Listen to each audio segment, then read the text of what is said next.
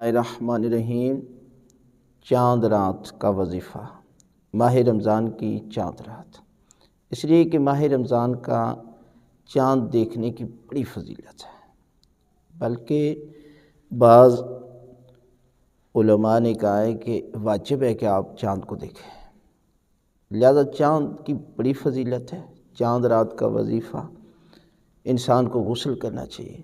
غسل کی بڑی اہمیت ہے کہ پروردگار جو ہے وہ اس کو تمام جسمانی بیماریوں سے محفوظ رکھے گا۔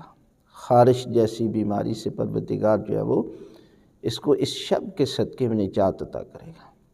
اور اس رات جو ہے وہ ایک ایسا عمل ہے کہ جس کا اجر اور ثواب پروردگار جو ہے وہ جتنے لوگ حج پر جائیں گے، عمرہ پر جائیں گے، اتنا دگنا ثواب پروردگار جو ہے وہ اس شخص کو عطا کرے گا کہ جو یہ عمل اس شب کرے گا۔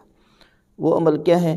حضرت امام حسین علیہ السلام کی کربلا جا کر زیارت کرے۔ اگر ہو سکے تو انسان کو چاہیے کہ وہ کربلا جا کر حضرت امام حسین علیہ السلام کی زیارت خود کرے۔ اگر یہ عمل نہیں کر سکتا تو پھر کسی مکان پر یا کھلی جگہ پر چلا جائے۔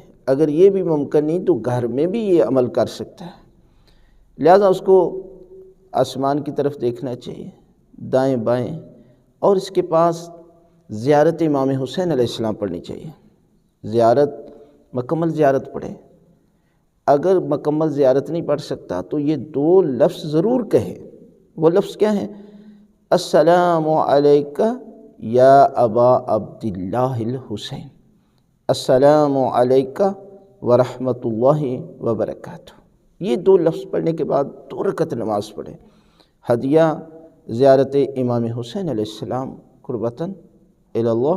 سورہ الحمد کے بعد سورہ توحید، دوسری رکعت میں بھی سورہ الحمد کے بعد سورہ توحید کی تلاوت کرے اور نماز کو مکمل کرے تو خالق کائنات اس کے نامہ اعمال میں اس شب کے صدقے میں پروردگار جو ہے وہ جتنے لوگ اس سال حج پر جائیں گے، عمرہ پر جائیں گے، ان کو جتنا ثواب ملے گا نا، پروردگار اس کو بھی جتنی تعداد میں لوگ جائیں گے اتنا ہی ثواب پروردگار عطا کرے گا زیارت امام حسین علیہ السلام پڑھنے والے کو۔